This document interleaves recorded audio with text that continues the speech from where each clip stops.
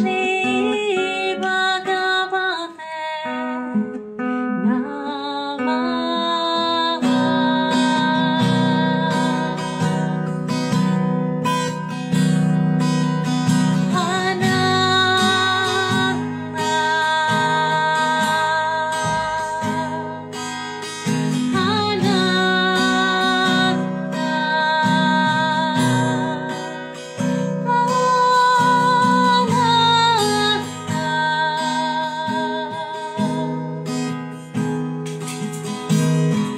Om Sachidananda Parabrahma Purushottama Paramatma Shri Bhagavate Samhita Shri Bhagavate Namaha. Om Sachidananda Parabrahma Purushottama Paramatma Shri Bhagavate Samhita Shri Bhagavate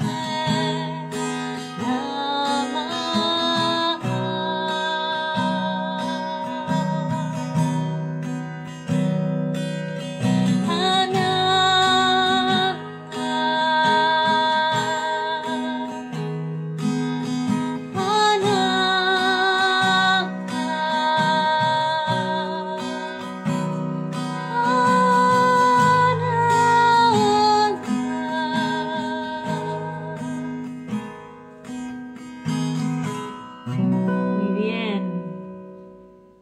Quise empezar con este Mula Mantra. Hoy que vamos a estar hablando de sánscrito, el sonido, la vibración y los mantras, su relación con los mantras. Confírmenme si se ve, si se escucha bien. Y ya voy a invitar a Gustavo Martín de la Agrupación Argentina de Sánscrito, Agrupación de Sánscrito. Están en Córdoba, los descubrí hace un tiempo. Me pareció muy interesante la propuesta y sobre todo la intención de difundir esta lengua clásica y sagrada. Gustavo.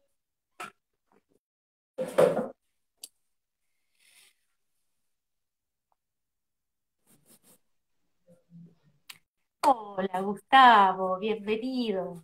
Bienvenida, gracias.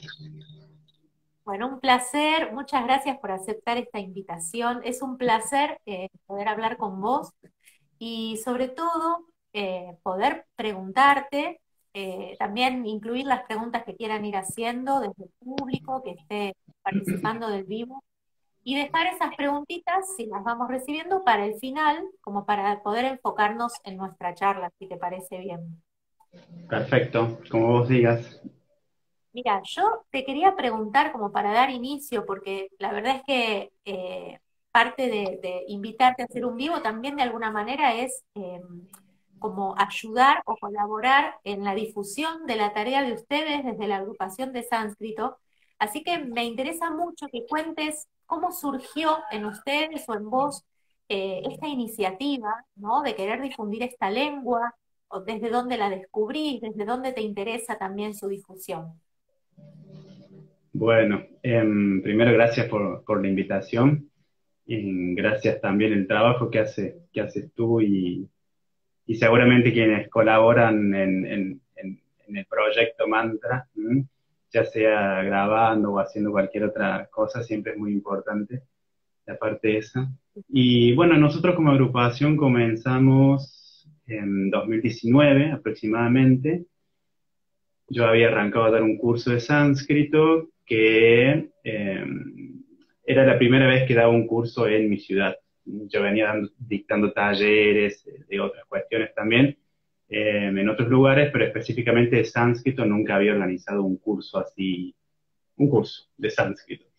Y bueno, después como que pegamos ondas con las chicas, se armó un grupito muy lindo hicimos una formación muy intensa junto con, bueno, Melissa, Paulina y Sofía. Ellas estudian lengua y literatura, Meli también es licenciada en diseño y profesora de yoga.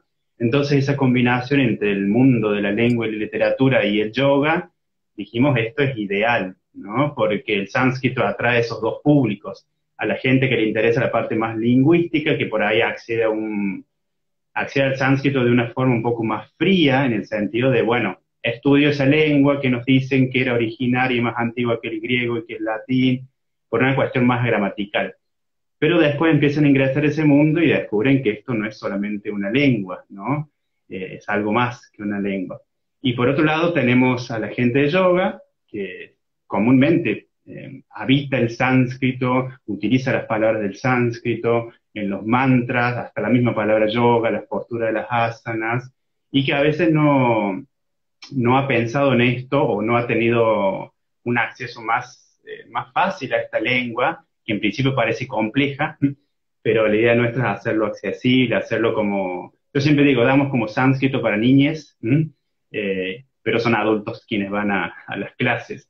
Así que siempre trabajamos con dibujitos, con un montón de cosas para aprender esta lengua. Así que les propuse después de ese curso si querían formar un grupo, comenzamos como grupo de estudio, y después, bueno, se fue complejizando la cuestión porque no solo era formar, por seguir formándonos nosotros también, sino también empezar a difundir. Y en esa difusión empieza la presión de afuera, ¿no? De, bueno, hay que armar algo más lindo si vamos a empezar a difundir. Y así una cosa lleva a la otra, empezamos a tener contacto con varias escuelas de yoga, que eso es lo bueno, porque generalmente en las corrientes o escuelas de yoga hay como una cosita, ¿no? Hay una pizca no sé si le llamaría de recelo respecto a otras escuelas, si bien hay mucho respeto, pero bueno, esta es mi escuela, yo sigo a este maestro, ¿no? Toda esa cuestión. Entonces, con el sánscrito permitimos poder acceder a todo ese grupo de personas sin que haya ningún conflicto, ¿no? En ese sentido, porque nos conectamos con una escuela y nos conectamos con otra y no tiene nada que ver porque el sánscrito es el sánscrito, independientemente de cualquier escuela. Eso es lo interesante. Y así empezamos a tener contacto, sobre todo trabajamos con la Escuela de Yoga Utama de Córdoba, y ahí nos pasamos a agrupación Río-Cuartense Sánscrito. Río Cuarto nos quedó chico, además porque la mayoría no eran de Río Cuarto, pero como estábamos en la ciudad, dijimos, bueno, vamos a ampliar la agrupación argentina de sánscrito. Y hoy en día tenemos gente, bueno, también de Chile, de Brasil, de México, Perú, Venezuela, así que ya estamos pensando poner un nombre ahí más latinoamericano. Pero la idea es eso, seguir formándonos, formar a personas para que formen. Generalmente las personas que acceden a nuestros cursos son personas, por ejemplo, como vos, que trabajan ya formando a otras personas, y en ese sentido es interesante. Así que bueno, un poco eso, formación y difusión Me del encanta. sánscrito. Bueno, próximamente entonces será Agrupación Latinoamericana de Sánscrito. Tal vez, Muy bien, queda lindo. Gustavo, justamente vos dijiste algo con lo que yo engancho la próxima pregunta, que es que hay personas que ligan más con el sánscrito desde lo técnico, como decías vos, desde aprender una lengua, quizás aprender un griego, como vos decís, o latín, llegan al sánscrito, pero se encuentran con que en esta lengua hay algo más, dijiste vos, ¿no? Entonces, me gustaría detenernos justamente en ese mágico algo más y que nos cuentes de qué se trata ese algo más que hay en el sánscrito. Y justamente ahí me quedó, ¿por qué nos llamamos agrupación también de sánscrito? Juntando la A de agrupación con la S de sánscrito se forma AS. AS es una raíz del sánscrito que significa ser, existir, devenir. En sánscrito generalmente no se utiliza el verbo ser, así como en la mayoría de las lenguas de la India. No hace falta decir yo soy, simplemente digo yo, Gustavo, listo. Se sobreentiende que cuando no hay verbo ser.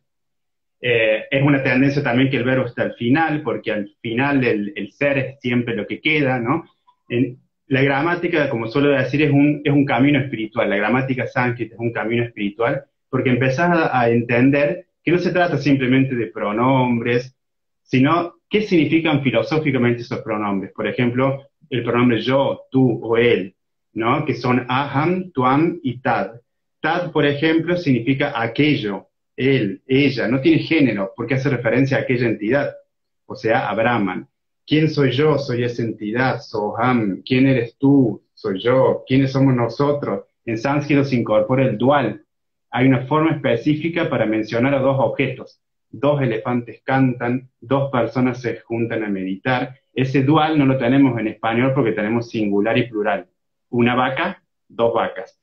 Sería plural, ¿no? En sánscrito, dos vacas es dual y tres vacas son plural. Entonces, ¿por qué esta gente pensó que necesitaban palabras para ciertas acciones? Yo a veces suelo decir que cada pueblo tiene sus propios verbos. ¿M? Y a veces con el sánscrito es difícil trabajar en la traducción porque imaginemos que estamos trabajando con vocabulario y con estructuras de hace por lo menos mínimo registrados 5.000 años, ¿no? Que la ciencia ha registrado esta lengua por lo menos 5.000 años, más. Algunos llegan a hablar de 15.000 o 20.000 años. Mi maestro, por ejemplo, dice que el primer Veda, el Rig Veda, seguramente conoces, se compuso hace 15.000 años. ¿Mm? La ciencia oficial dice que se compuso hace unos 3.500 años. En realidad se compilaron hace 3.500 años, pero fueron compuestos mucho antes y por varias generaciones, por varias familias, ¿no? Esta idea de que se rompe el concepto de autor en la India. Hay un Patanjali que es el autor de los Yoga Sutras y también es médico y también es gramático y vivió 2 siglos antes de Cristo y 2 siglos después, o bueno, o reencarnó varias veces, o en realidad es una figura muy mítica que nos viene a decir, acá no importa quién es el autor del mantra, sino la persona que lo revela lo da a la humanidad y a partir de ahí uno no es compositor, ¿no? Uno en realidad es revelador, se pone en el instrumento y que vaya fluyendo. Entonces toda esa magia se empieza a encontrar y se encuentra cuando uno empieza a estudiar el sánscrito un poco más en esta idea más espiritual. No hay texto sánscrito que no tenga espiritualidad.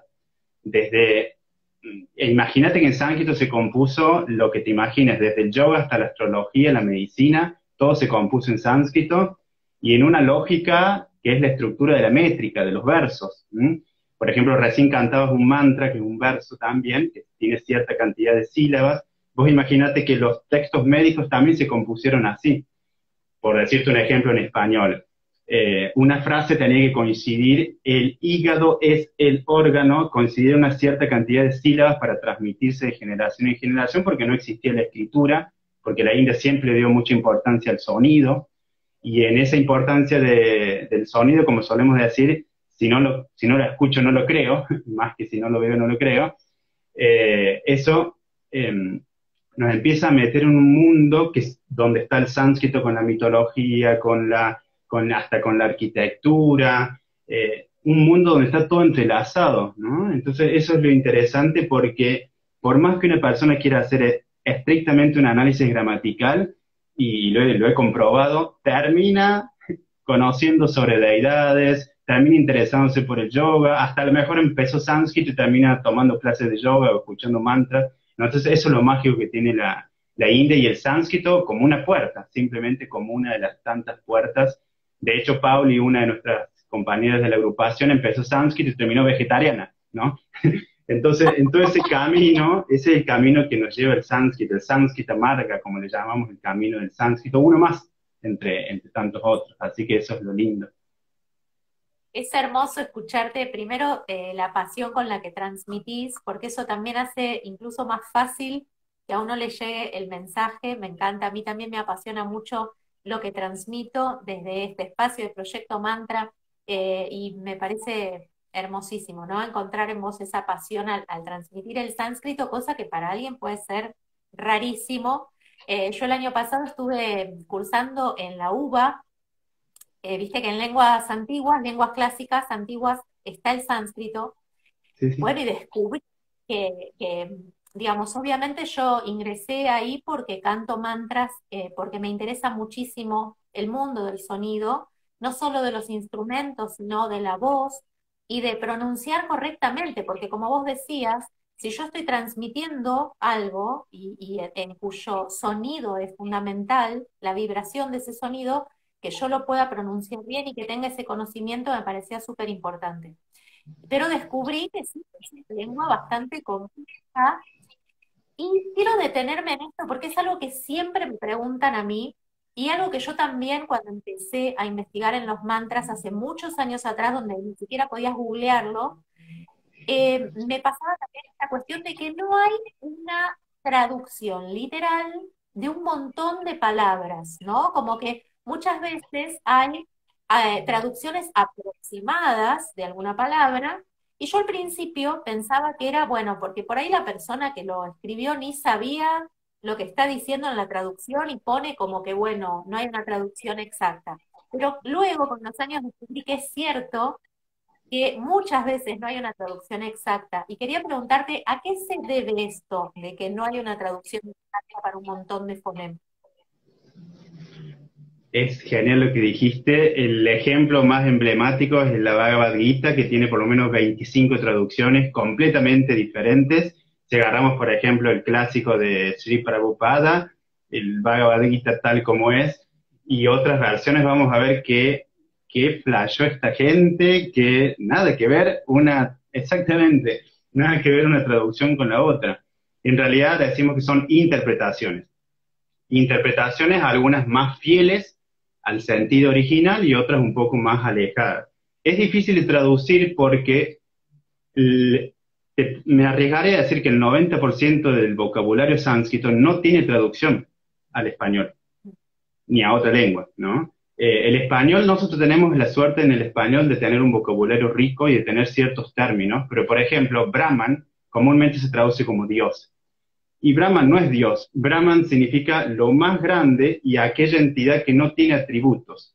Y para nosotros, Dios tiene atributos. O es bueno, o es malo, es compasivo, pero tiene características. Brahman está más allá de todas las características, ¿no? Se le llama Nirguna Brahma, que no tiene atributos. Entonces, como no tenemos términos equivalentes, buscamos lo más parecido y lo que terminamos haciendo es explicar los términos. No, no traducirlo. Traducir significa que yo paso una palabra a otro término equivalente en otra lengua, ¿no? Debería existir, ¿no? Cómo se dice hola en sánscrito y cómo se dice hola en español. Como la mayoría de los términos no tienen traducción, termino explicándolos y ahí es cuando entra en juego el papel del traductor. Si la persona conoce mucho el sánscrito, va a poder realmente descubrir la esencia, ¿no? Había un intérprete que se llamaba Vinavagupta que él decía, bueno, el primer paso para traducir es creer en el sutra, creer en la frase. Si yo no creo en la frase, me va a ser difícil analizarla, ¿no? Entonces el primer paso es creer en lo que estoy diciendo, en lo que estoy cantando.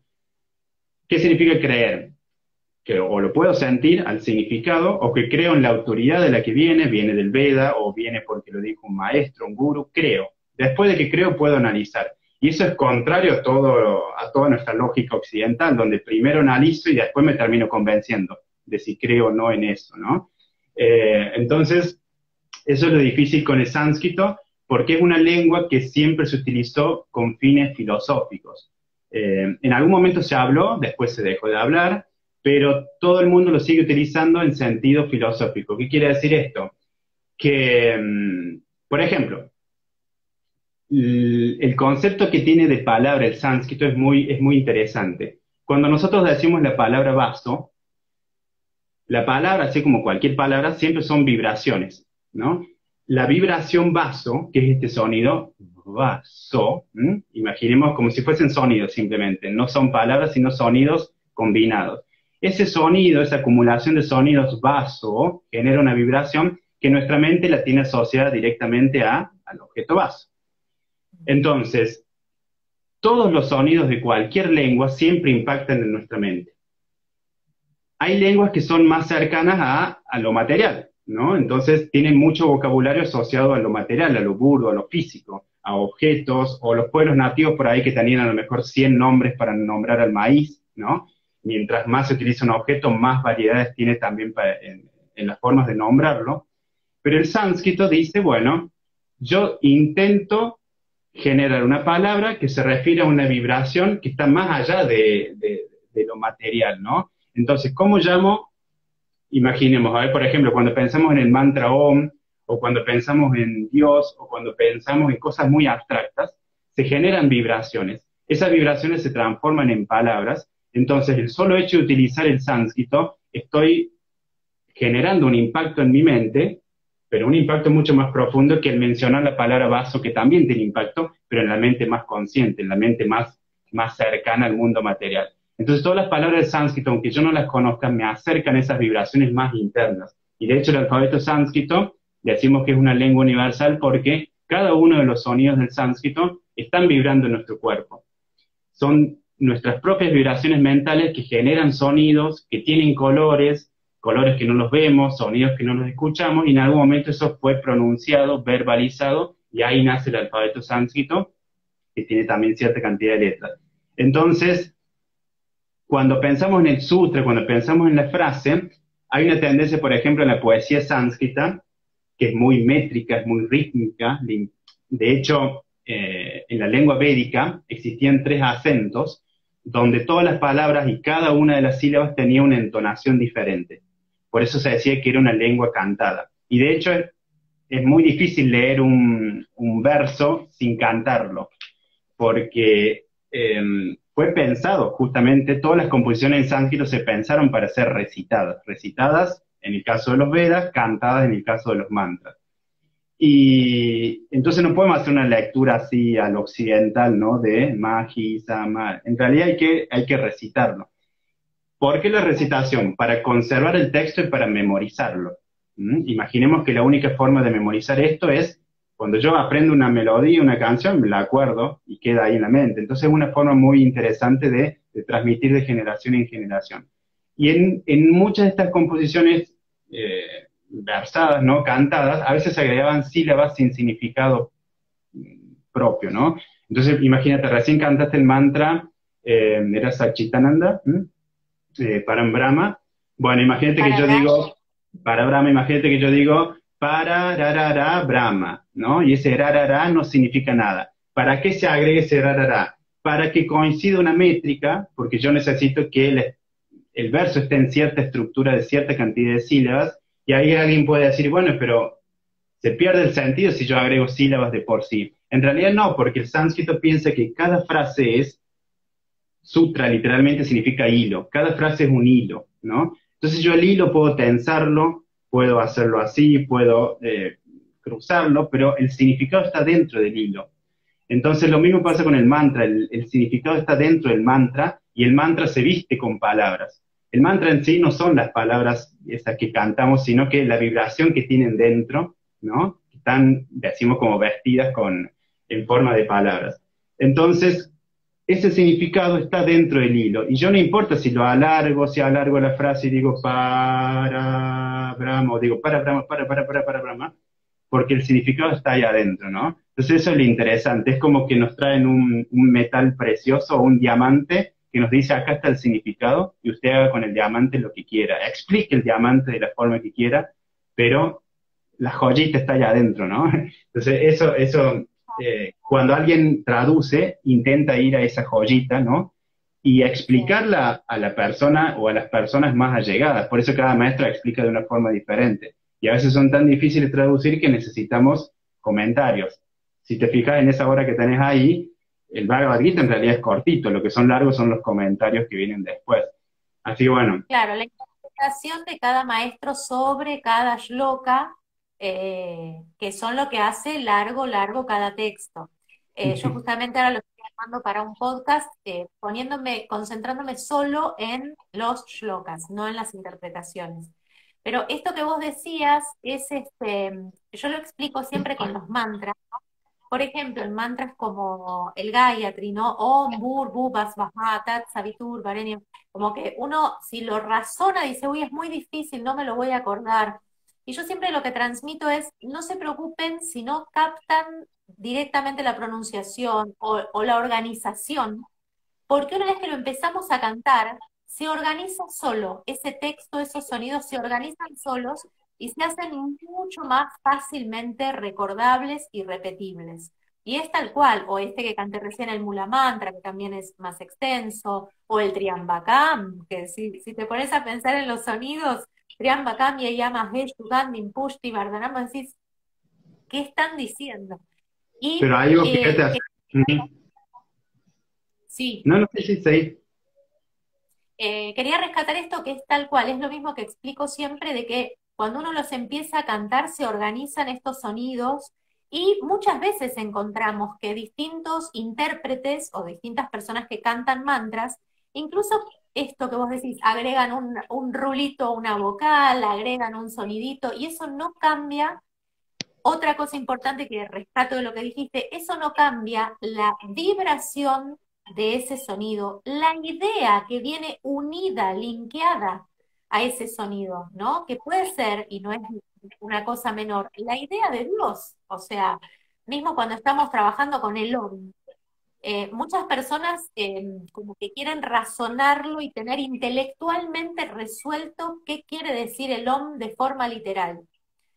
Y en realidad lo que más te va a aportar, por ejemplo, en la práctica meditativa o mántrica del OM, es esa idea de Dios cuando lo estés pronunciando, más que su significado literal, es mi parecer al menos. Tal cual, por eso en el canto de mantras hay que sacar un poquito, ¿no? El intelecto, pero sí ayuda saber que estoy cantando, lógicamente, pero por eso, como siguiendo la lógica que venís relatando, por eso no hay que traducir los mantras. ¿M? No hay que traducir en el sentido de cantarlos en español, porque el solo hecho, hay como un sánscrito que yo le llamo sánscrito histórico y un sánscrito más vibracional. El sánscrito histórico es el sánscrito hablado por aquellos pueblos que no se llamaba sánscrito tampoco. El sánscrito es un término que aparece en el siglo V después de Cristo, que significa perfecto o perfeccionado, haciendo referencia a que se perfeccionó la lengua en la que se compusieron los Vedas y la lengua que hablaba la gente en la zona noroeste de la India. Pero en doble sentido, ¿no? Perfecto porque es perfecto para el camino espiritual y perfecto porque fue perfeccionado, ¿no? Es una lengua en ese sentido artificial porque vino un gramático llamado Panini que dijo, bueno, a ver, ¿qué está hablando la gente? ¿Qué está recitando los maestros? Todo eso lo voy a ordenar en una obra que se llama la Ashtadhyayi, son cerca de 4.000 frases, sutras, y a partir de ahí el sánscrito quedó estanco, ¿no? Hace 2.500 años que todos estudiamos ese sánscrito, que es el sánscrito de Panini. Antes de eso había varios sánscritos porque imagínate que era una lengua que hablaba todo el subcontinente asiático, ¿no? Acá tengo un Claro. mapita de la antigua India que incluye varios países, ¿no? No solo la India, esto que está en verde. Afganistán, ¿no? Toda la región del Tíbet donde nació Shiva. Como decimos, para hacer justicia hay que hablar de la gran India o la India antigua porque Shiva sería chino hoy en día en vez de indio.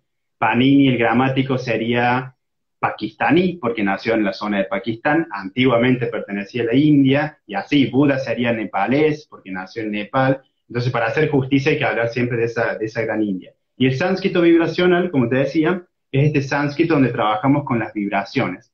Entonces, más allá de que sepa, ¿por qué es interesante distinguir estos dos aspectos?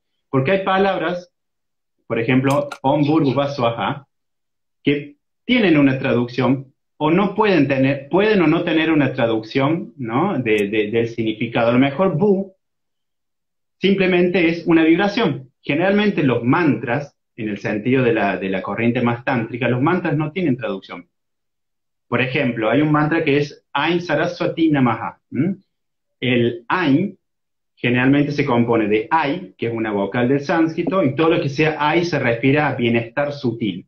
Cualquier mantra que incorpore la vocal, el diptongo Ai, significa que está inspirando este bienestar, ¿no? Un poco más elevado. Y el que se agrega después, el Ain, como el Ganganapataya Namaha, siempre se agrega para las invocaciones. Entonces, el Ai en sí no tiene traducción, es una vibración. Entonces, a veces las palabras en sánscrito tienen traducciones y a veces simplemente son vibraciones y no encuentro traducciones. Por eso hay muchos mantras que a veces son difíciles de traducir porque en realidad no hay traducción. Se está diciendo que esa vibración corresponde a una tendencia de nuestra mente que es propensa a buscar el bienestar en los demás, a buscar el conocimiento. Ese deseo, el ser humano básicamente son deseos, ¿no? Entonces los deseos son vibraciones y cuando hay vibraciones hay sonidos. Esos sonidos son los que cantamos para armonizar. Entonces hay mantras que no tienen traducción, hay palabras que no tienen traducción, otras veces sí. Y lo interesante del sánscrito es que es una lengua muy onomatopéyica. ¿Qué significa esto? Por ejemplo, la raíz shu significa estornudar, ¿no? Porque asemeja el sonido ch. Cuando yo digo shu, estoy diciendo estornudar en sánscrito. Hay muchas palabras en sánscrito, y más de 2000, que tienen o comienzan con la letra S. La letra S o la ya de Shiva, Saraswati, Sarpa, serpiente, Sarva, Sarve, Shanti, todas esas palabras con S, el sánscrito las toma en el sentido de lo que generan, en el sentido de intentar reflejar lo que generan, el movimiento que generan esas cosas en la vida cotidiana. ¿Qué hace una serpiente? Se mueve, zarpa. ¿Qué hace el río Saraswati? Que antiguamente no era una diosa, era el río Saraswati. Fluye, Saraswati. ¿Qué significa, por ejemplo, sarva? Sarva significa todo, porque todo fluye, ¿no? Hay una palabra muy linda que la pusimos hace poquito en nuestro Instagram, que es sakha. Sakha significa, comúnmente se traduce como amigo o compañero, pero en realidad no es eso, significa una misma energía circulando en dos cuerpos, ¿no? Es mucho más profundo. Y a veces no tenemos un término en español para decir una misma energía circulando en dos cuerpos. Entonces buscamos la palabrita más parecida, que es amigo o compañero, ¿no? Ahí es cuando empiezan los defectos en la traducción, porque cada cual empieza a poner lo que le parece más apropiado, ¿no? Y saca, fíjate, yo puedo desarmar esa palabra. ¿Y por qué digo que es onomatopéyica? Porque el español, así como muchas de las lenguas romances, decimos que son nominativas. ¿Qué significa? Que nombramos a las cosas. Digo, esto es lapicera. ¿Por qué? Se llama lapicera, ¿no? Alguien me dijo que se llama lapicera, lo asocio lapicera, sonido lapicera con el objeto. Libro, con la palabra libro, ¿no? Pero tranquilamente a esto le podría haber llamado libro, y asocio mi mente con esto. Ah, mira, un libro, ¿no? O sea, no tiene una lógica más que algunas palabritas sueltas como sacapuntas, que saca puntas, ¿no? O paraguas, que para el agua, o pantalón, ¿no? De la panza al talón. Bueno, son pocas las palabras que en español describen lo que están mencionando. El sánscrito todo lo describe, ¿no? Entonces las posturas de yoga, por ejemplo, si yo digo Padahastasana, pada, pie, hasta mano, asana, postura, postura de la mano a los pies. Todas las palabras son siempre descriptivas, y descriptivas energéticamente. La palabra sakha que te comentaba viene de sa, todo lo que tenga sa significa fluidez, porque tiene el sonido de, ¿no? La primera consonante del sánscrito es la K. La K significa también el universo creado. Es otro nombre para llamar a Brahma o Dios. Se le llama también Karya Brahma o Ka Brahma, ¿no? Por eso es la primera consonante y está aquí. Es la primera que se inicia en el fondo de la garganta. Luego viene la Ja. La Ja de Hatha Yoga se refiere al cielo, se refiere al sol, a lo que tenga luz.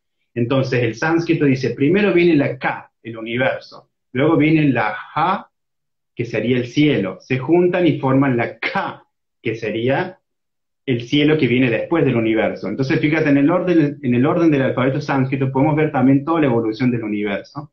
Y Sakha, podemos decir que es la fluidez que tiene todo lo que existe, la fluidez del compañerismo, de la amistad, después de haberse creado el universo y después de haberse creado el cielo, se crean los humanos que van a ser amigos. Toda esa interpretación la puedo simplemente observar con los sonidos del sánscrito, ¿no? Con esto que significa Saraswati, Sarpa. Es muy lindo, la verdad es muy bello porque trabajamos con algo natural que muchas veces no se trabaja en las lenguas, ¿no? Generalmente, en las lenguas que hablamos. Por eso decimos que es una lengua muy cercana a los sonidos mismos que escuchamos. Es maravilloso, acá también lo dicen, excelente explicación, realmente súper claro. Y pensaba, ¿no? En cada una de estas palabras que vos pronunciabas o explicabas, que en realidad esa gran diferencia que hay también al explicar esta lengua de otras es esta posibilidad de ver a Dios en todo, ¿no? Es como cuando uno se pone a pensar por qué hay tantas deidades, tantos devas, tantas devis en la India, más allá de que cada uno quizás representa algún atributo en particular más que otro, eh, pero también está esta cuestión, ¿no? De que desde este estado de devoción eh, se ve a Dios en las cosas. Entonces, parece que todo pasara a ser una deidad. Este, pero en realidad es como que siempre se estuviera viendo una misma cosa detrás de todas esas deidades. Sí, un profesor me acuerdo que una vez dijo, no es que haya 300 millones de dioses en la India, sino que se ve a Dios en 300 millones de formas diferentes. Tiene que ver un poquito con eso. De hecho, fíjate, esa idea que tenemos hoy en día fue el choque o la unión también de dos grandes culturas que tiene la India, la cultura del norte y la cultura del sur, que siempre son dos mundos, eh, dos grandes mundos. La cultura del norte es una cultura más védica, ¿no? Más seguidora de los Vedas, mientras que la cultura del sur es una cultura más tántrica, más seguidora de las prácticas del Tantra, que no tiene que ver mucho con la idea que hoy en día tenemos de Tantra, pero por ejemplo la meditación es una práctica tántrica. Los pueblos arios cuando ingresan por el norte de la India no meditaban. Lo único que hacían en este sentido era la recitación de versos, de shlokas, que después fueron tomados. Hoy hay muchos versos que hoy en día cantamos como mantras que en realidad son extractos de himnos de los Vedas, ¿no? Claro. Por ejemplo, el Gayatri Mantra es un verso que está en uno de los libros del Rig Veda, en el tercer libro. El Rig Veda tiene 10 libros, 10 mandalas se le llaman, en el tercero está el Gayatri Mantra, que en realidad no se llama Gayatri, sino que Gayatri es la métrica. Cualquier verso que tenga 24 sílabas se le puede llamar Gayatri. Como es el más famoso, decimos que es el mantra Gayatri. Pero fíjate la importancia, Claro. ¿no? De la métrica y de la estructura. Vos recién cantabas el mantra Mrityunjaya Mantra, o Om Triambakan Jayamahe Sugandhim Pusti Varda. Si yo lo corto ahí, me falta una sílaba, ¿no? Entonces, fíjate la importancia de la métrica. Es para ayudar a la memoria también. Tan, tan, ta, tan, ta, tan, tan, tan, ta, ta. Bueno, necesito, eso ayuda al cerebro a incorporar, por eso a veces se agregan sílabas de por sí para que coincida la métrica. Hay una ley en el sánscrito que es, si la gramática y la métrica se chocan, hay que priorizar la métrica, ¿no? Entonces no importa Ajá. si lo que estoy diciendo parece algo raro. Lo importante es que coincide la métrica porque se logra lo que llamamos el spota. El spota es la explosión, que vos recién lo explicaste, es el significante unido al significado, la palabra y el significado, ¿no? Cuando coinciden, cuando yo logro acceder ahí, se produce la spota o la explosión de significado.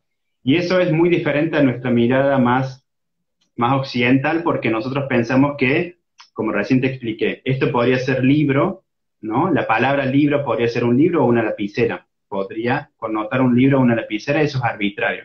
Con el sánscrito no trabajamos tanto a nivel arbitrario, sino que esas vibraciones que vienen del cosmos, del núcleo del universo, se terminan transformando en palabras. Entonces, la palabra ya tiene cargado de por sí el significado, más allá de que después lo interprete de una forma u otra. Yoga, yoga significa unión, y hay que pensar que significa unión en sentido energético, ¿no? No en el sentido de traducción de que yoga significa unión, sino si yo pudiese escuchar la palabra unión, si pudiese sentir la vibración de unión, mentalmente escucharía un sonido similar a yoga, ¿no? ¿Se entiende? Son como vibraciones vueltas palabras. Después hay muchas, sí, palabras más inventadas que tienen que ver más con el sánscrito reciente o más con el sánscrito histórico. Pero lo interesante es que trabajamos con esa parte, con esa naturalidad, ¿no? Del universo, que son sonidos que están en el universo y sonidos que están dentro de nos. Por eso lo importante es la meditación, ¿no? En este sentido de escuchar los sonidos internamente. Entonces, para cerrar, te comentaba, la cultura está más védica, y la cultura más tántrica del sur. La cultura védica, los pueblos arios que ingresan por el norte de la India eran pueblos bastante guerreros, eran pueblos nómades, eran pueblos que adoraban a muchos dioses de la naturaleza, por eso tenemos, la mitad del Rig Veda, por ejemplo, está dedicado al dios del fuego. El dios del fuego y a Indra, el dios del rayo. Entonces tenemos el dios de la luna, el dios bueno, del rayo, del sol, Surya, varios, Soma, el dios de la bebida, ¿no? Un arma podía ser un dios, cualquier cosa podía ser dios, ¿no? En cambio, la cultura del sur era una cultura más que pensaba en esta idea de Brahman. Solo existe Brahman, Sarvam Brahman. todo es Brahman. Ni siquiera es que Dios o Brahman está en cada uno de los objetos. Todos los objetos son Brahman, ¿no? Hace un tiempo cantabas un mantra que es Bhavanam Kevalam. Bhavanam Kevalam significa todo es conciencia, todo es amor infinito. El amor, la conciencia no están en los objetos, en el sentido genérico, son esa vibración. Entonces, ¿qué significa el mantra? Solamente existe Bhava, la conciencia. Significa que yo también soy esa conciencia, porque no existe algo más que eso. Entonces, yo mismo soy Dios, en el sentido de que estoy formado por la misma materia que es entidad. Estas dos grandes culturas se mezclan y ahí nace esta idea. Bueno, ¿cómo combinamos que existe un solo Dios, una única entidad, con las multiplicidades y millones de dioses védicos, por decir así? Bueno, Dios se manifiesta de muchas formas, ¿no? Se manifiesta a través de muchas deidades. No importa qué deidad invoque, son como distintas puertas para entrar al mismo lugar, ¿no? Entonces, esa idea nace del cruce de estas dos grandes culturas. ¿Cómo compatibilizo que existe una única entidad con la existencia real de que hay muchas deidades? Bueno, todas las deidades son aspectos, representaciones de esa misma entidad suprema. Entonces, culturalmente la India es un lugar mágico en el sentido de que es el cúmulo de muchas culturas. Todo el norte de la India, cuando ingresan los musulmanes la cultura árabe en general, después del siglo X y siglo XI, ahí nace el Devanagari y la escritura esta que hoy en día se utiliza para el sánscrito, va a tener mucho impacto en la música, por ejemplo, y ahí se va a generar la música del norte y la música del sur. La música del norte, por ejemplo, es el tabla, el sitar, ¿no? Todos esos instrumentos que son en realidad bastante árabes. El Taj Mahal, que es propio de la arquitectura mogol también. Entonces la India siempre fue un espacio donde todas las culturas podían estar ahí y convivir armónicamente y a veces no tan armónicamente. Como siempre digo, si en un lugar se hace mucho hincapié en la no violencia, en el ahimsa, es porque a veces hay mucho hinsa, hay mucha violencia, ¿no? Y eso sucedió especialmente cuando la India se independiza de Inglaterra en el 47, y ahí se separa de Pakistán y va a haber una lucha entre los hindúes y los musulmanes. Pero bueno, a lo que voy es que hay que pensar que la India también es resultado de todo ese cúmulo de culturas que han ido atravesando a lo largo de generaciones. Imagínate que en algún momento, cuando viene Shiva, hace unos 7.500 años a la India, el Shiva histórico que vivió realmente, no el Shiva mitológico, prácticamente el 80% de la humanidad vivía en la India. O sea, India siempre fue cuna de civilización. De hecho, todos querían ir a la India. Colón quería ir a la India y terminó acá, ¿no? Marco Polo también se acercó. Bueno, todos querían ir a la India porque era la civilización. ¿Qué significa civilización? Civitas, ¿no? Viene de civitas, ciudad. O sea, las grandes ciudades estaban ahí. Entonces la India siempre tuvo ese poder mágico, incluso de llegar hoy en día a Occidente, si bien sabemos lo comercializable que a veces son algunas cuestiones, pero no hay forma, digamos, hasta los pueblos arios que eran muy reacios a la práctica de la meditación, por ejemplo, terminaron meditando. Es muy difícil, ¿no? Cuando entras al mundo de la India, no terminar cediendo. Incluso a veces tenemos gente muy académica, podemos decir, cursando nuestros cursos, vale la redundancia, y termina interesándose por Shiva, por Krishna, y a lo mejor solamente al principio quería aprender cuáles eran los verbos en sánscrito y nada más. Entonces, eso es lo mágico, y eso es lo mágico también de los mantras, que aunque no lo sepas, te van llevando y te van llevando. Exacto, sí.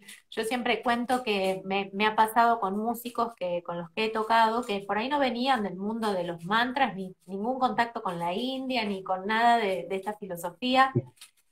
Simplemente músicos que por ahí venían a tocar un día conmigo, y por ahí estábamos ensayando, y después de un rato, por ahí me decían aparte, che, esto de los mantras de verdad, como yo me siento bien ahora, como que me siento mejor, o vine re nervioso a ensayar porque tuve tal problema en el día, y ahora me siento como re tranquilo o alegre, o nada, me dio serenidad, ¿no?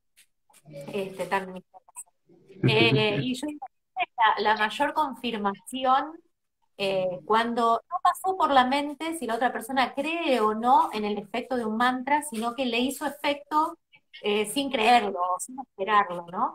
Y otra cosa que me ha pasado también hermosa fue cuando empecé a compartir los mantras en encuentros de mantras, cuando se podían hacer presenciales, yo empecé en el 2010, y ver la cara de las personas al llegar al concierto de mantras y verlos después cuando se van, como hay, viste, hay otra actualidad, hay otra vibra, hay otro aura en la persona, algo se transmutó y realmente es una bendición sentir que tenés el poder en esos mantras que estás compartiendo de transformar el estado de las personas, así como se transforma el propio, ¿no?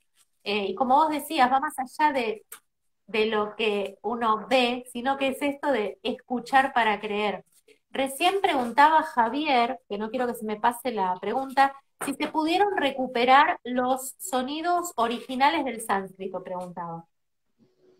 Ahí lo veo. Justo me hiciste acordar una anécdota cuando yo aprendí el mantra Bhavanan Kevalam.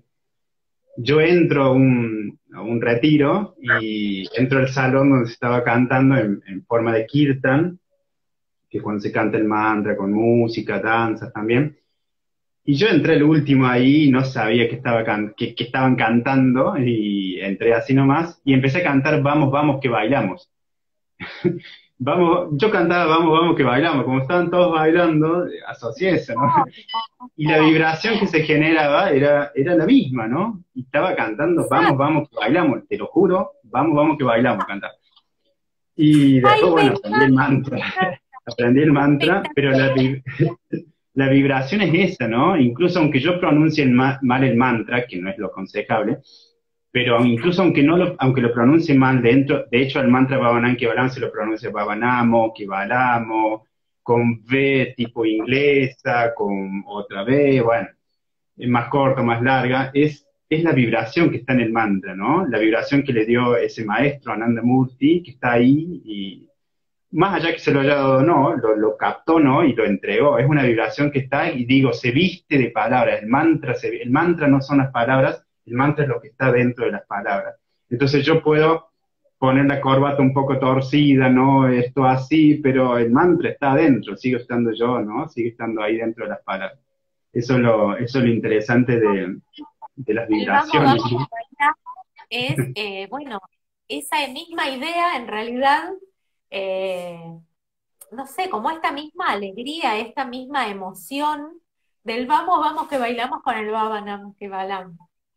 Es Exactamente, hay una hermoso. cantante que seguro la conoces, que es Gabriela, tiene un programa, un canal que es Gaia Sánscrito, eh, que ella hace muchas recitaciones y en una entrevista explica, ¿no? El canto que tienen las palabras representando lo que están evocando. Por ejemplo, hace un ratito cantabas la palabra Ananda, ¿no? Ananda, Ananda. El largo de las vocales genera un cantito, ¿no? Ananda significa felicidad infinita. Entonces, ese largo, ese canto intenta reflejar por medio del sonido, por medio de una palabra, el estado de felicidad. Nanda, estoy saltando, ¿no? De felicidad. Y eso es lo que tiene el sánscrito cuando trabaja con la naturalidad, ¿no? De los sonidos.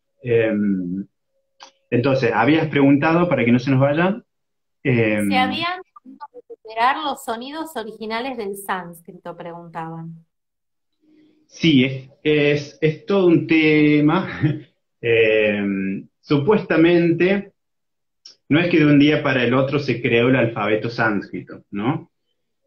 Llevó varias generaciones. De hecho, había sonidos que habían descubiertos los yogis en profunda meditación en el sur de la India, también en la región de Bengala. Luego vinieron los arios también trajeron algunos sonidos, por ejemplo el sonido Om, lo traen los pueblos arios, y ahí de a poquito se va armando el alfabeto, ¿no? Porque vos imagínate, supuestamente el alfabeto tiene 50 sonidos, ¿no? Que están distribuidos en los primeros 6 chakras. Seguramente han visto ilustraciones de los chakras que tienen cierta cantidad de pétalos. Cada uno de esos pétalos es una tendencia mental, un vritti le llamamos, un deseo, una propensión, que tiene asociado una letra o un sonido, ¿no? Entonces, por ejemplo, acá, el sexto chakra generalmente tiene 2 pétalos que corresponden a las últimas 2 letras del sánscrito, la Ja y la Ja de Hatha Yoga y la Ksha. Ja y Ksha representan conocimiento mundano y conocimiento espiritual, como que nuestra mente aquí tiende a esos dos lados, ¿no? Y muchas veces todos estos sonidos supuestamente son vibraciones internas. Entonces a veces se lograron escuchar y llegaron al otro nivel, que es el de poder verbalizar estos sonidos y pronunciarlos. Y a veces no. Vos imaginate que estos sonidos supuestamente se pueden escuchar en profunda meditación. Yo de hecho a veces resuelvo algunas cuestiones de fonética simplemente en silencio, meditando. No digo, ¿cómo se pronuncia esto? ¿Por qué está mal combinado acá? ¿Hay algo rarito ahí? Bueno, me siento un rato y en el silencio es cuando empezás a escuchar internamente estos sonidos que están dentro tuyo, ¿no? Requiere mucha concentración y mucha práctica. No es que escuche estos sonidos, sino me refiero a que el silencio ayuda a escuchar, ¿no? Los sonidos que están dentro de nosotros. Cuando nosotros pronunciamos esos sonidos, ya empiezan a ser defectuosos de por sí. Porque yo imagínate, por eso cuando meditamos generalmente los mantras son internos. No utilizo la voz humana porque ahí cada cual empieza a pronunciar de una forma diferente. Uno pronuncia Shiva más acentuado, otro dice Shiva más suave, otro Sh. Bueno, por la propia fisiología humana. Por eso le prestaron tanta atención a la recitación correcta de los Vedas, para evitar esto, ¿no? De que cada persona le empiece a incorporar su toque personal y de Shiva termine diciendo otra palabra que nada que ver, ¿no? Pero los propios arios sabían ya de que por sí cualquier sonido pronunciado ya tiene cierto defecto, porque la voz humana, si bien es el principal instrumento en la música de la India, y todos los instrumentos de la India nacieron para acompañar a la voz humana, y para imitarla, de hecho, todos los instrumentos de la India en realidad imitan algo de la voz humana, todos saben que el sonido más puro es aquel que no lo pronuncio, ¿no? Que lo escucho internamente. Cuando lo pronuncio, pierdo un poquito de pureza, entonces trato de que sea un poquito perfecto para evitar eso, ¿no? Y cuando la escribo, ahí es como que, por eso los indios son muy reacios a la escritura. De hecho, cuando se aprendió a escribir, tampoco se querían escribir los Vedas, porque se pensaba que era una herejía, porque era profano, porque era malo escribir, ¿no? El sonido es sonido, no se puede escribir. Bueno, por culpa de eso también se perdieron gran parte de los Vedas. Hoy en día lo que hoy llamamos Vedas es menos del 50% de lo que realmente era el Veda en aquella época. ¿Por qué? Porque la gente no quería escribirlos. Y si no se escriben y no hay escuelas que transmitan el Veda, porque se transmite por medio de shakas de escuelas, y no hay discípulos, eso se empieza a perder, ¿no? Entonces, en ese sentido, la escritura tuvo un valor práctico nomás de evitar de que se perdieran más textos orales, ¿no? Entonces, bueno, hay sonidos, por ejemplo, la N gutural, que le llamamos, que está aquí en la garganta, bien en el fondo, que es la N de tango. Cuando yo digo tango, esa N, que le llamamos en sánscrito, por ejemplo, se descubre cuando un maestro va a China y escucha este sonido ahí en China, ¿no? En la región del Tíbet. Escucha este sonido y vos imagínate, él no tenía cómo pronunciarlo. Lo escuchaba por dentro, sabía que ese sonido está ahí, pero no había forma de pronunciarlo. Cuando lo escucha, lo toma y lo lleva a la India, ¿no? Y ahí la India empieza a ser consciente de este sonido, ¿no? Entonces, la construcción del alfabeto sánscrito, en realidad podemos decir que es de hace 2500 años, cuando se forma la estructura que hoy en día estudiamos de vocales, de consonantes. Pero llevó generaciones poder encontrar los sonidos más cercanos a esos sonidos que los yogis escuchaban por dentro, ¿no? La diosa Bhadrakali o la diosa Kali, vas a ver que tiene un collar con muchas calaveritas, y cada una de esas calaveras son los sonidos del sánscrito, ¿no? Y en una de sus manos porta una calavera grande, que sería el sonido de la A. Para el sánscrito la A es la letra más importante, es la vocal más venerada, porque es la vocal más natural. Cualquier persona al nacer comienza pronunciando A, el sonido de A. Por eso es la primera vocal, en muchos alfabetos es la primera vocal. Y tiene esa calavera que representa, ¿no?, la vocal A. ¿Y por qué una calavera? Porque fíjate lo lindo del sánscrito. Por ejemplo, no hay un término para diferenciar rostro de boca. Se usa el mismo término, que es mukha. Mukha significa rostro o boca. Entonces aquellos antiguos no diferenciaban, no percibían que la boca fuera algo distinto del rostro. Esto es lo que está pronunciando. Sea acá o sea esto representa la pronunciación del sonido. Entonces la calavera representa en realidad una boca. Y esa diosa es propia de la Atharva Veda, que es el último Veda, podemos decir, ¿no? El más reciente, donde está la Ayurveda, por ejemplo. Y recién ahí aparece esta diosa para empezar a explicarle a la gente la cantidad de sonidos que tenía el alfabeto sánscrito, porque la gente, lo interesante es que las personas en aquella época, según se dice, conocían el alfabeto sánscrito, pero no sabían escribirlo, ¿no? Sabían el orden de las vocales, I, pero escribirlo no lo sabían. Entonces, la diosa era una forma de ordenar todos esos sonidos que son sonidos divinos, tomados de los pueblos arios, tomados de los pueblos drávidas, los pueblos nativos, traídos de otras regiones. Todo eso de a poquito se fue armando el alfabeto sánscrito, y a veces, como no hay textos históricos en sánscrito, no hay textos que digan vino el rey tal, hizo tal cosa, hay que extraerlo de la mitología y de la poesía. Ahí la mitología tiene la función de saldar esa deuda histórica, ¿no? Bueno, no hay explicación de nada. ¿Cuándo nació Patanjali? ¿Cuándo vivió Panini? ¿Cuándo nació Buda? No se sabe nada. Entonces viene la mitología de decir, ¿no? Bueno, el alfabeto lo creó Shiva, ¿no? Tocando un tambor. A lo mejor sí, pero a lo mejor no, ¿no? Eso es lo lindo de la mitología. Pero creo que en el fondo lo lindo es esto, no nos interesa quién hizo qué, ¿no? Eso es muy occidental, es muy de propiedad intelectual, ¿no? Del siglo XX, XXI, ¿no? ¿Quién hizo qué? ¿Quién es el autor de esto? Muchas de las obras en la India, el autor es Vyasa. Y Vyasa no pudo haber compuesto tantas obras. Vyasa significa compilador. Es decir, es la persona que juntó todo eso, todas esas historias que se transmitían oralmente, y las juntó y armó un librito, ¿no? Y entonces la función es eso, no nos importa quién hizo qué y cuándo, sino que se transmita, ¿no? Que se transmita. Eso es lo importante. Exacto. Mira, Gustavo, le cuento a la gente que se fue sumando después y que no estuvo al inicio. Estoy hablando con Gustavo Martín de la Asociación Argentina de Agrupación Argentina de Sánscrito, que nació en Córdoba, y que me gustaría, antes de terminar, porque ya estamos, aunque parezca mentira, en una hora de tiempo, me gustaría colaborar un poquito con la difusión de todas las actividades hermosas que está proponiendo la agrupación, que obviamente me van a tener ahí sumándome en alguna. Vi que algunas empiezan ahora a fines de julio, otras en agosto, pero ¿podés contarnos cuáles son esas actividades? Sí, seguro. Ahora el 29 de julio arranca el último curso de sánscrito que vamos a dar online. El 31 de julio voy a estar dictando un taller de mantra, kirtan y vayan, diferenciando estos tres conceptos, que es un mantra, que es un kirtan y que es un vayan, una canción devocional, que es el 31 de julio, el sábado. Ese taller es gratuito. Toda la información está en nuestro perfil en la agrupación de sánscrito. Después el 7 de agosto ¿Sí? El curso de sánscrito del 29 de julio, ¿qué duración tiene?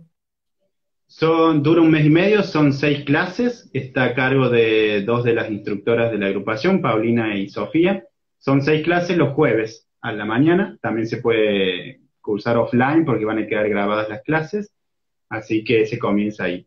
Después el taller, y el 7 de agosto arrancamos el instructorado en mantras, que es una formación también virtual de 4 meses, y el miércoles que viene tenemos la presentación de este libro que sacamos hace poquito, Metafísica del Sánscrito, de Prabhat Sarkar, donde ahí explica el significado filosófico de cada una de las letras, y es muy lindo porque es la primera vez que en español está explicado qué significa cada una de las letras del sánscrito, ¿no? Filosóficamente. Incluso... ¿Lo podés mostrar otra vez el librito? Ahí está, Metafísica del Sánscrito. Acá explica justamente algunas de las cosas que te he mencionado, dónde se encontraron algunos sonidos, cómo fueron armándose, ¿no? Cómo se generan, fíjate en este dibujito, se alcanzan a ver, esa es la evolución de cómo piensa el sánscrito que se generan los sonidos o las palabras. Nosotros muchas veces pensamos que la palabra se origina en nuestra mente. Para el sánscrito, la palabra se origina en el primer chakra, en la base de la columna. Cuando llegamos a todo lo que estamos pronunciando ahora es un proceso rapidísimo que primero se inició aquí. Se inició con el deseo de querer comunicar algo. Esa energía, ese deseo va pasando por cada uno de los chakras hasta que finalmente consigue, por medio de las vocales, ¿no?, poder verbalizar esa idea. Y a veces cuando no consigo verbalizar una idea, lo tengo acá en la punta de la lengua, pero no me sale, es porque hay un bloqueo en esa energía, ¿no?, entre este chakra y esta.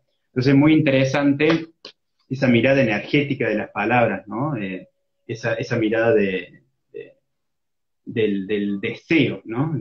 Si no hay deseo, no hay comunicación, es el primer paso, ¿no? Acá hay Para ello. acá hay una pregunta que ahora voy a leer, pero antes te quería preguntar, ¿este libro es de una edición de ustedes, de la agrupación? Sí, es una edición de Entonces, la agrupación y de la Escuela de Yoga Utama. ¿Mm? Es ¿y una traducción. se puede online? Sí, sí, también pueden escribirnos el mail, lo solicitan ahí. La versión digital es gratuita. ¿Mm? Si no, también tienen los ejemplares impresos para solicitar.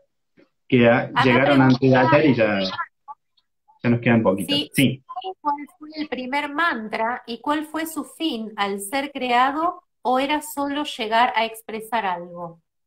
no escuché la primera partecita. Si se sabe cuál fue el primer mantra y cuál era su fin de ese primer mantra al ser creado o si era solo llegar a expresar algo. Eh, y primer mantra, no sé si te podría decir, porque la idea de mantra es la práctica en realidad. El mantra no es la palabra en sí, el mantra significa que yo tomo un sonido y lo empiezo a cantar. Entonces la práctica del mantra es muy antigua. ¿Cuál fue el primero que se utilizó como mantra? No, la verdad no sé. Sé que hay algunos muy No, yo antiguos, como el Om Namah Shivaya, es del Yajurveda, es del segundo Veda, que tiene por lo menos cerca de 7.000 años de antigüedad. Ese por lo menos ya se cantaba. Hay que tener en cuenta que muchos se empezaron a cantar después de ciertas personalidades. Eh, Después de que fallece Shiva, en su momento Shiva, si bien era un poco adorado, no era tan adorado como lo es hoy en día, ¿no? Eso lleva tiempo, lleva siglos de compartir historias, de generar un culto, ¿no? A Shiva, así como muchas personalidades que son, como podemos decir, se idolatran después de mucho tiempo de fallecidas, ¿no? Entonces hay mantras que llevan tiempo, hay muchos mantras que son dados por varios gurúes. El mantra no necesariamente tiene que estar en sánscrito. Por ejemplo, los budistas cantan muchos mantras que están en Pali, que tienen su ya, versión en sánscrito y su versión en Pali. De hecho, el Bhavanam Kevalam también tiene su versión bengalí, que es Bhavanamo Kevalamo. Entonces, acá en este sentido no importa la lengua, no es que el- por ejemplo, los mantras que se cantan en Kundalini, ¿no? Generalmente que están en lengua Punjabi o la escritura Gurmukhi, como el Waje Guru, ¿no? Eso no es sánscrito, es otra lengua más moderna de la India, y eso no le resta importancia, no le quita peso, porque lo que hace un maestro es tomar un sonido, incluso yo la palabra misma libro, por ejemplo, la puedo bendecir, si uno fuese un gran gurú, ¿no? La puedo bendecir y transformarla en mantra. Entonces, la esencia del mantra no está si el término es si está en sánscrito o está en arameo o está en español. Es la vibración que está cargada en esa palabra.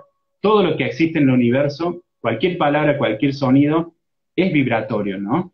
Pero hay algunas que vibran un poco más alto y vibran aún más porque están en estados mentales muy profundos o porque fueron bendecidos por algún maestro. Y ahí el mantra no importa en qué lengua esté, sino que tenga la vibración de un mantra, ¿no? Eso es lo interesante porque si no le quedaríamos mal con muchas corrientes que no cantan mantras en sánscrito.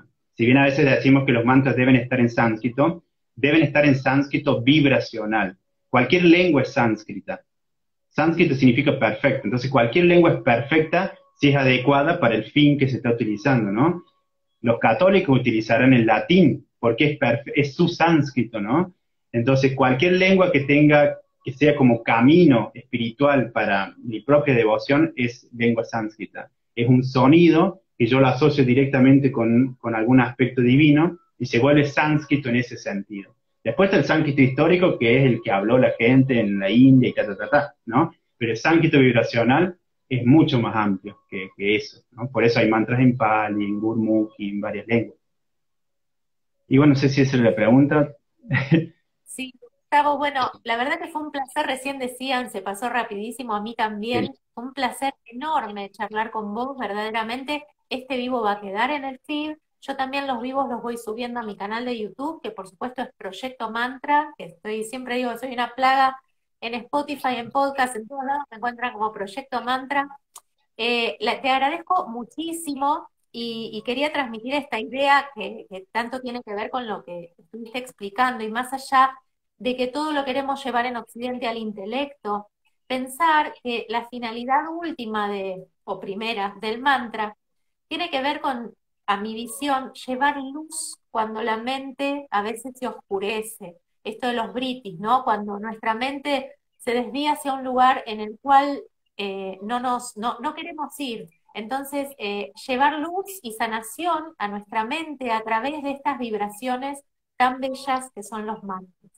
Así que bueno, te agradezco muchísimo por estar. Les recomiendo mucho que vayan a Agrupación Argentina de Sánscrito y que se pongan en contacto, que se anoten en los talleres que son hermosísimos y como ya te decía, ya me estoy por anotar en algunos yo también. Así que te Eso que mando... eso que contabas es muy lindo de usar el mantra como como una tabla, ¿no? Yo le llamo así, cuando viene un pensamiento negativo, Bueno, repito sí. mantra, ¿no? Repito mantra, que se corte esa vibración, ¿no? Y la reemplace por otra, que el pensamiento se vuelva mantra y que el mantra se vuelva también pensamiento cotidiano. Así que es una herramienta muy útil. Gracias, Nancy, por la Exacto. invitación y gracias también por todo lo que estás realizando, por la actividad de difusión. Así nos vamos complementando. ¿Mm? Tal cual, tal cual. Bueno, ya haremos un más adelante porque da para hablar 5 horas más, pero hoy fue esto porque fue un montón y hay que procesarlo y está buenísimo. Se quedan para escucharlo después en el feed. Besotes a vos y a todos los que estuvieron. Gracias por asistir.